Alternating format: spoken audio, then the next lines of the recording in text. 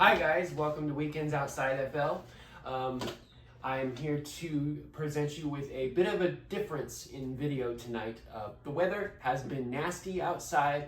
It has rained all day. I did not go on a hike, and since I sometimes post strange music videos that I've produced in the past, I figured why not another video with a different topic.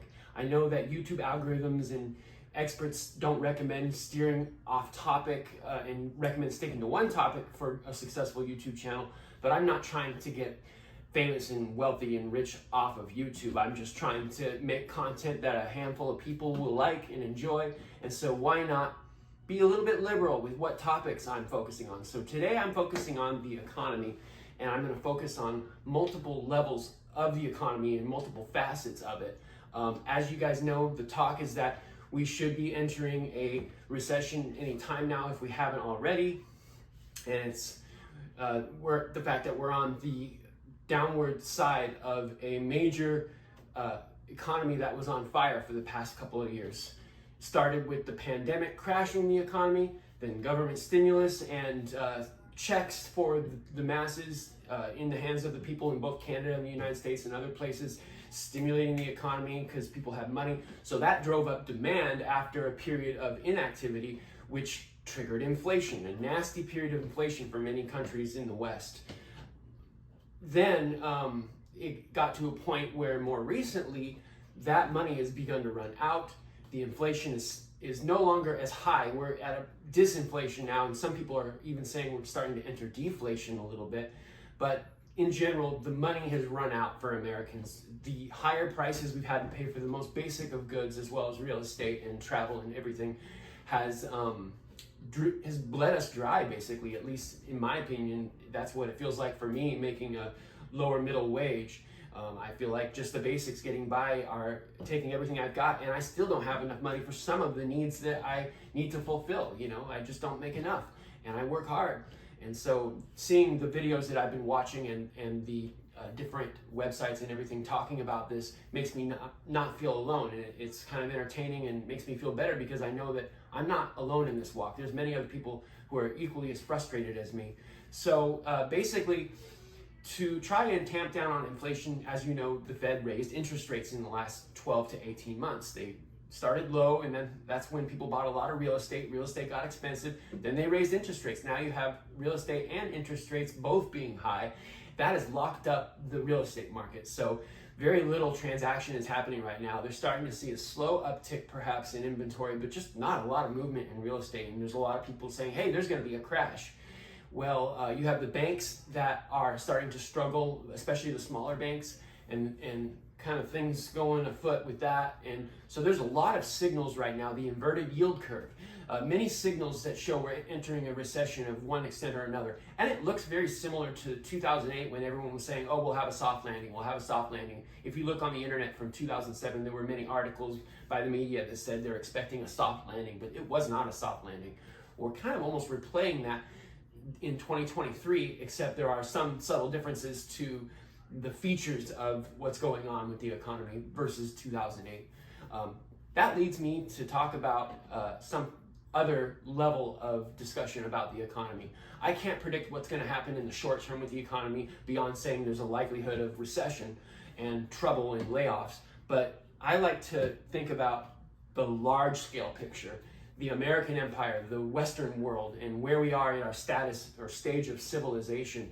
So, as you know, in history, many times civilizations have risen up and then they have fallen after enough time.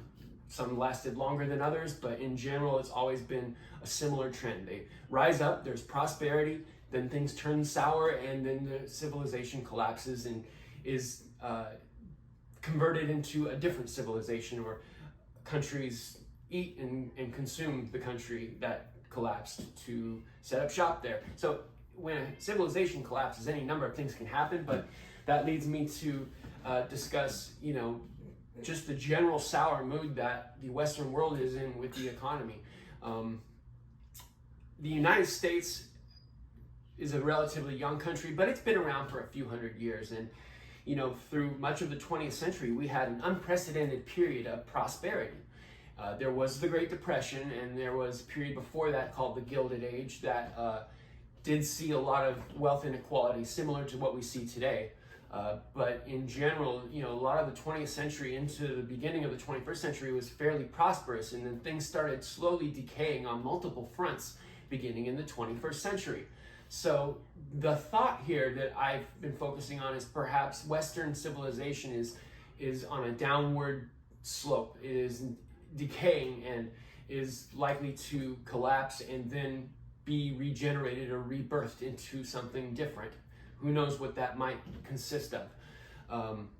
I consider major civilizations to be a lot like thunderstorms. You have a thunderstorm that is born out of an updraft, which is the momentum that founds a country, like the founding fathers in the Revolutionary War and breaking away from Britain. And then it matures, maybe becomes a supercell, is very successful, very powerful for a long time. But then the regime of the general atmosphere changes, and it starts getting eroded from outside forces, and then it collapses. Sometimes it collapses from changes with inside forces, like the thunderstorm goes from an updraft, becomes a downdraft, which is the rain, and then the downdraft caps off the thunderstorm and it collapses. And then the downdraft maybe gets absorbed by another major weather system, which would be like another country invading and taking over. But it's very, very cyclical, very phased, and I feel like, it's not a guarantee that civilization is collapsing, but there is a lot of differing factors that point in that direction. You have the fact that over the last few decades, the United States has gotten further and further into debt. Consumers have gotten further into debt, and we are just getting more and more overextended.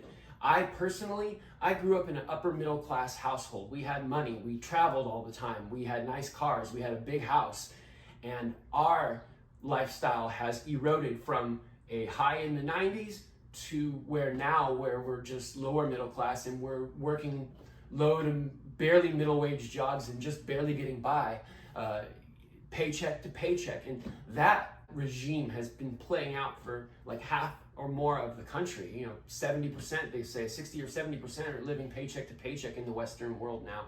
That's not healthy. That's not sustainable. And you have, with each up and down market, on a short-term basis, between whether it's the 80s recession or the 2000s recession or now what's going on, with each successive cycle, it seems like wealth has gotten more and more concentrated at the top, and the general population has become worse and worse off.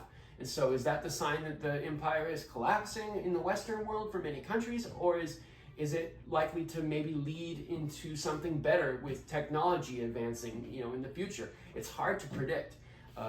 There was one thing that I saw online about a company that is advertising mass-produced housing. Housing has always been historically built by hand and carpentry and stuff. Well, now this one company is advertising, I forget what it is because I saw it a while ago, but they're advertising that they can make mass-produced houses, and they're far cheaper than the traditionally built houses. So would that bring down housing permanently and make housing more accessible to the general population? It could. But on the other hand, land is another issue, because you have zoning laws, which they're trying to start lightening up, since those have been oppressive with big government and stifling building. So that's why we've been talking about a shortage of housing in recent years, and that's why prices have been so high. Another reason. So what all is going on here? Is the Western Empire going to truly collapse, or could we see a new dawn into a better era of prosperity in the future? Well, anything is technically possible, but the vast majority of signals are signals of trouble, both on the short term and on the long term. On the long term side, the United States dollar is threatened by the fact that a lot of foreign investors are starting to get a little bit leery of the long-term prospects of the dollar. And then you have the fact that on the short term, Americans are broke or in debt, and they're starting to show signs that the economic engine of consumerism is starting to dry out, even though we did have some decent statistics for consumers in the last third quarter. And then, Black Friday was all right, but, a lot of that was purchased on debt, and a lot of the numbers and the data that I've seen other YouTubers point out shows that the consumer is starting to push back on these high prices. So we could actually be entering a period of deflation. It's not quite there yet. It's at a period of disinflation, and the idea of lower prices is very attractive to me, but we all know if deflation persists heavily enough for a long enough period of time, that would be devastating to the economy. So that being part of a potential recession could start having people laid off, jobs drying up, and that would really fuel a housing market crash. So as you can see, there's multiple different fronts that are attacking the economy right now, whether it's just the ecosystem getting decayed from human activity, whether it's climate change starting to slowly impact the world with increases of natural disasters. That leads me to another discussion or another idea about the concept of the empire decaying. You have political polarization increasing in Western nations. In the United States here, you have the left versus the right, and the left and the right have become increasingly deviated from one another or different from one another. You have the left saying, hey, the rich own a very little bit of money. We need to redistribute that wealth because a handful of people own the vast majority of wealth. And then you have the right saying, no, we need a free market because the free market is how people are prosperous. Which one of them is right? That is very difficult to sort out, because when I read and watch videos with the arguments from both sides, each side has a convincing argument to what they're saying. And then you have that added to that fact, the whole idea that, well, what type of or political system is best might vary from one era to another. Yes, capitalism did bring great eras of prosperity in the United States for many people for quite some time. But then that prosperity started to erode as the successful businesses started to do mergers and acquisitions, started to consolidate into the hands of fewer and fewer companies. So that drove down competition, drove down wages, and the businesses, the conglomerates and the corporations became so focused on maximizing profits and being as efficient as possible to keep the engine going. And so that's why corporations, major ones, don't die like they did before in the same way, because they have become very efficient at generating their wealth for their shareholders and for their company. And so it really is difficult to say which system, socialism versus capitalism, is going to be better at any given time. One might be better for one civilization at one time, but then you might have a completely different regime of factors that make the other system better. So, you know, in the early 20th century, I should say, the capitalist system was best because it drove all kinds of innovation that improved people's lives and provided jobs. But as that matured into a more and more concentrated and late stage process, that prosperity dried up. And at the same time, you had more and more regulation with government increasing throughout the 20th century leading into the 21st century, to where you have technically a capitalist system, but you also have a big government, big brother, with all kinds of oppressive laws that really tamp down on the opportunity for the general citizens to engage in small business. So with the successful corporations being in control of everything, it's very hard to start your own business with little to nothing and be successful. And when there's economic downturns in the short-term up and down cycles, those are really punishing on small businesses as they go up and down. So would a redistribution of wealth truly last if the socialist side wins? Well, I'm not necessarily convinced that it would, even if they redistribute all the wealth. If we stay the way we are with just consuming, and not producing, not bringing back manufacturing and all that good stuff, I feel like that wealth would eventually run out and we would all be poor, even if you did do redistribution. And plus, if you have an oppressive and heavy socialist government, people are not going to be innovating like they used to. The country would become a sitting duck and some other country would probably come in and take over. Well, if the capitalist side, if the right-wing people win, their ideas are very convincing to me on how a free market produces prosperity.